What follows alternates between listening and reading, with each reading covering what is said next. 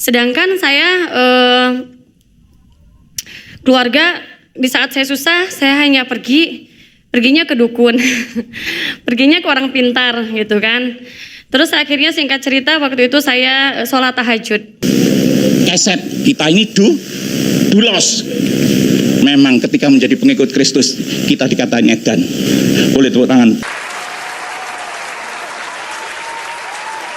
Terima kasih ya Bang Tri ya. Ya, sama-sama.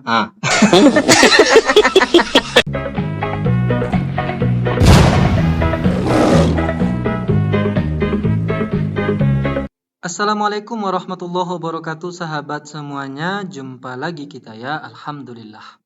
Alhamdulillahirabbil alamin. Segala puji bagi Allah, Tuhan semesta alam. Tiada Tuhan selain Allah. Allah lah satu-satunya Tuhan. Tuhan yang tiada duanya, duanya saja tidak ada, apalagi tiga. Lalu bagaimana jadinya kalau Tuhan itu dipaksakan tiga? Ya umatnya jadi oportunisme, sahabat. Oportunisme apa nepotisme ya? Nggak jelas juga. Nantilah kita coba cari ya, sahabat. Ya karena saya nggak punya pengetahuan tentang oportunisme, sahabat. Entah saya yang ongo atau dia ini yang asal ngomong gitu. Ya sahabat, selamat datang kembali di channel Bamtri. Selamat pagi, selamat siang, selamat sore, selamat malam. Selamatkan diri Anda dari oten-oten yang mengaku oportunisme. Nah sahabat semuanya, kali ini peletupai saya menemukan lagi kesaksian Dewi oportunisme. Saya harus membiasakan mulut saya ini menyebut oportunisme ya, karena ini baru dengar saya. Nanti kalau Anda yang sudah tahu tentang oportunisme itu apa, tolong Anda berikan di kolom komentar ya sahabat. Nah oke lah sahabat semuanya, tanpa perlu berlama-lama, mari kita dengarkan dulu kesaksian dari si Dewi Tresnawati ini. Dan saya pun mengalami okultisme. Ya, singkat cerita Langsung disingkat cerita. Jangan langsung disingkat ceritanya Ongo. Perkenalan diri dulu ya, perkenalan diri dulu. Kita dengarkan dari sini sahabat. Shalom Bapak Ibu terkasih, selamat malam. Puji Tuhan ya. Bukan satu kebetulan kami ada di sini oleh kasih karunia Tuhan, dan saya yakin dan percaya akan ada rencana Tuhan bagi kita semua untuk menjadi murid-murid Tuhan, yaitu untuk menjangkau jiwa-jiwa yang belum mengenal Tuhan. Dan saya asli dari Sunda. Nah, oke, sahabat semuanya, kita potong dulu di sini. Dia tadi mengaku murid-murid Tuhan ya. Ini juga kepada kawan-kawan umat Kristen, apakah umat Kristen itu disebut murid Tuhan atau domba atau hamba Tuhan atau anak Tuhan? Karena banyak sekali istilah daripada oten ini. Jadi kawan-kawan Kristen, Anda harus luruskan pernyataan-pernyataan dari oten ini, orang-orang culul emang nekat ini. Karena memang kadang-kadang mereka ini menggunakan hamba. Ya, kadang-kadang menggunakan domba. Kadang-kadang juga menggunakan anak Tuhan.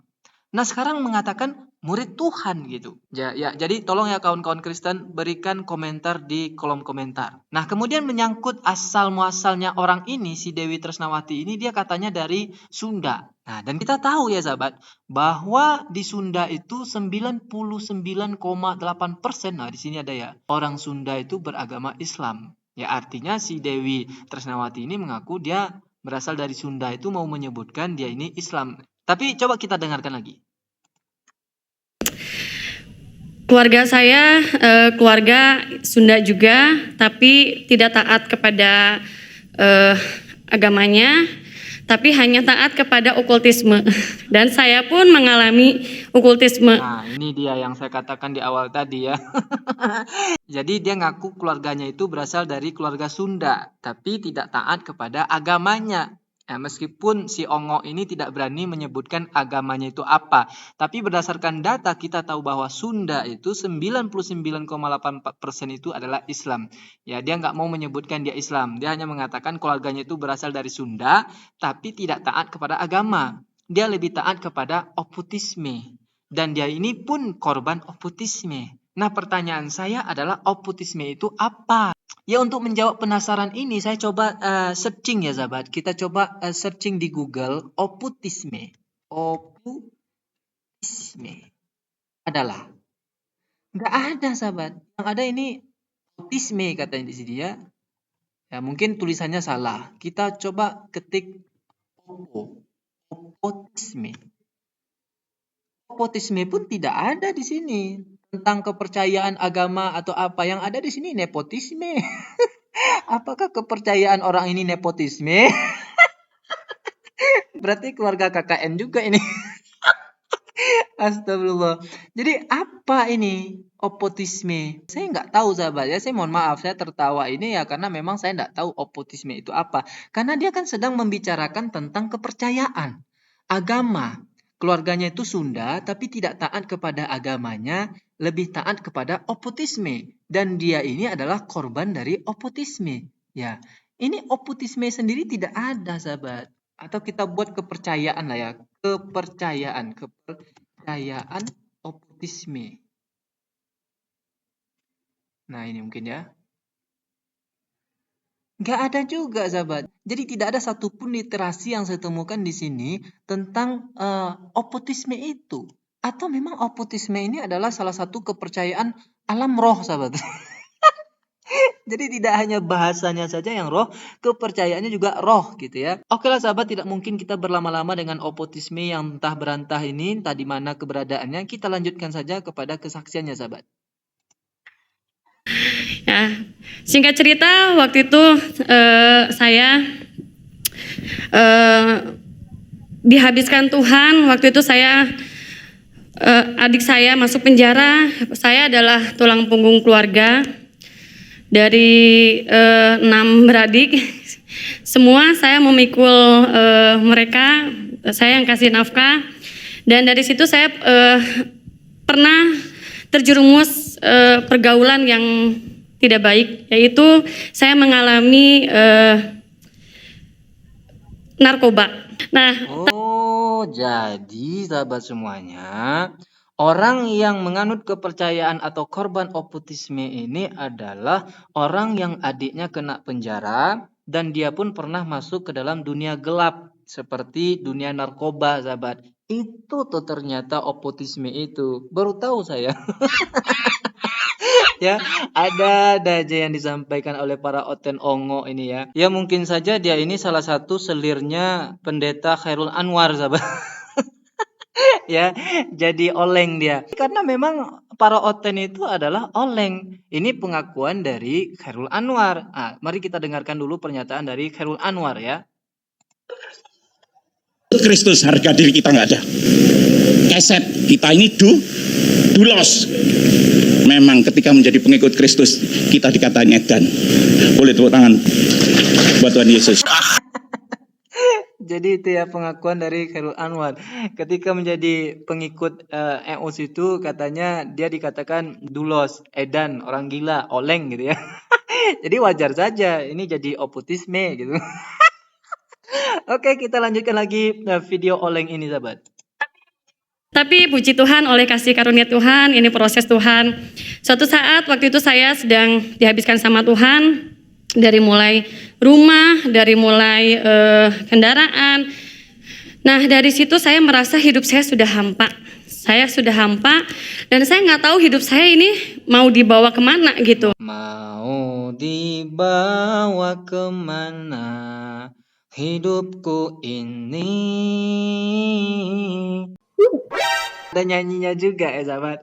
Jadi dia dihabisi oleh Tuhan ya. Sebelum ini dia dihabisi oleh Tuhan. Hartanya, rumahnya, mobilnya dihabisi oleh Tuhan. Ini adalah kalimat yang menurut saya tidak pantas ya dilontarkan kepada Tuhan sahabat. Masa dia katakan dia dihabisi oleh Tuhan. Jadi seolah-olah ketika dia itu jatuh miskin, rumahnya diambil, mobilnya hilang, hartanya hilang, itu yang disalahkan Tuhan. Nah, inilah para ongok raya ini. Tidak pernah introspeksi diri tapi selalu menyalahkan Tuhan gitu. Nah ujung-ujungnya nanti apa? Dia nantang-nantang Tuhan sahabat. Sedangkan saya keluarga di saat saya susah saya hanya perginya ke dukun. Perginya ke orang pintar gitu kan. Terus akhirnya singkat cerita waktu itu saya sholat tahajud. Sholat tahajud saya hanya minta sama Allah, ya Allah berikan saya jalan yang terbaik. Setelah salat tahajud jam 2 malam, saya masih ingat, saya tidak mimpi, setelah beres tahajud, saya tidur, saya dibisikin doa Bapa kami di telinga kanan saya. Saya yakin dan percaya, memang saya sudah dipilih di dalam kandungan oleh Tuhan Yesus. Mungkin saya harus mengalami proses-proses sehingga saya bisa menjadi galan terang, bisa menjangkau jiwa-jiwa yang saya bisa menjadi berkat. Nah, setelah itu dari situ saya rencananya mau hijrah ke Jogja untuk mencari lingkungan yang baik. Setelah di Jogja, saya bermimpi 2 bulan di Jogja saya bermimpi gendong bayi, dan setelah gendong bayi saya dipegangin tangan kanan saya, tapi saya disuruh jalan lurus terus, tapi kamu sebut dalam nama Yesus, dalam nama Yesus. Saya yakin dan percaya itu Tuhan Yesus. Ini para Oten Ongok Raya bertepuk tangan dia ini ya, seperti yang terjadi di video ini, sahabat. Apalagi ketika dia menceritakan tadi dia itu sholat tahajud. Nah, ini orang Ongok-Ongok Raya langsung bertepuk tangan. Oh, ternyata orang taat dulunya ini.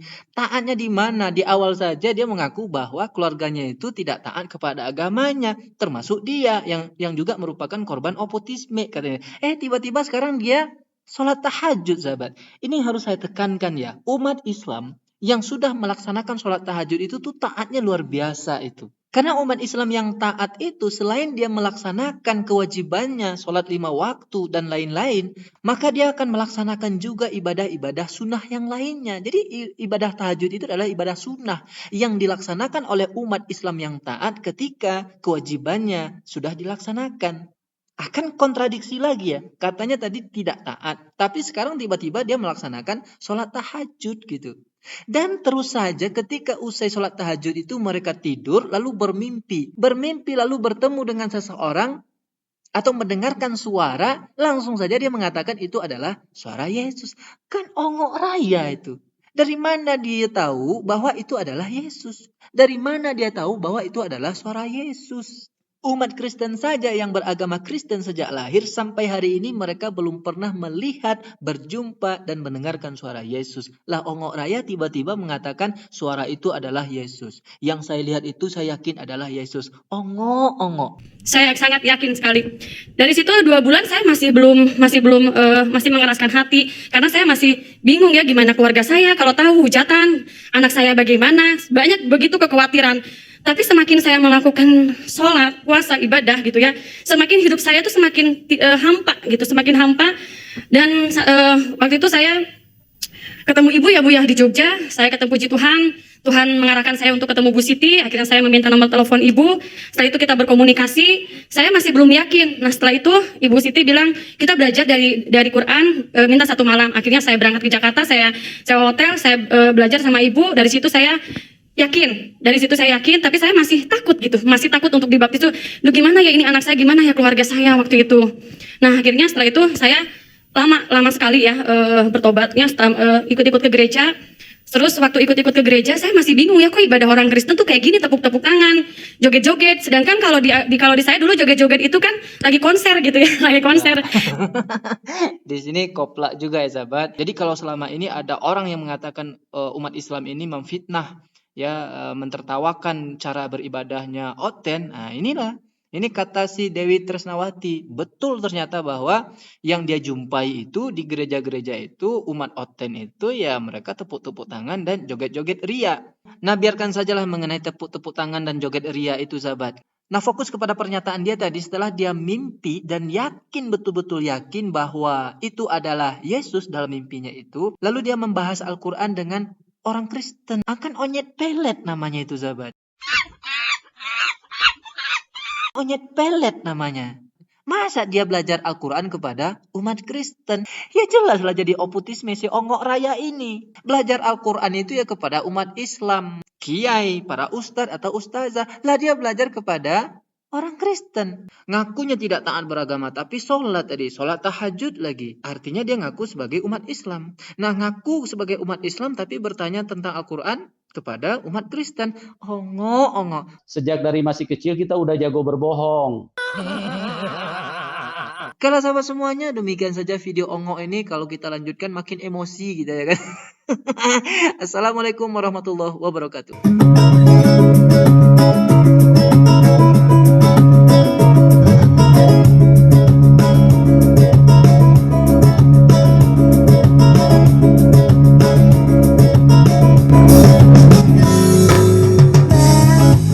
Aku sering datang, intip-intip konten abang, suka lihat kesaksian yang sangat membanggakan.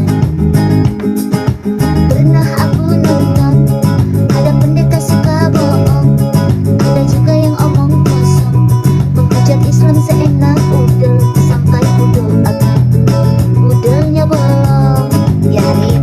malam kudus, nyi senyap. Yesus naik sepeda, haleluya,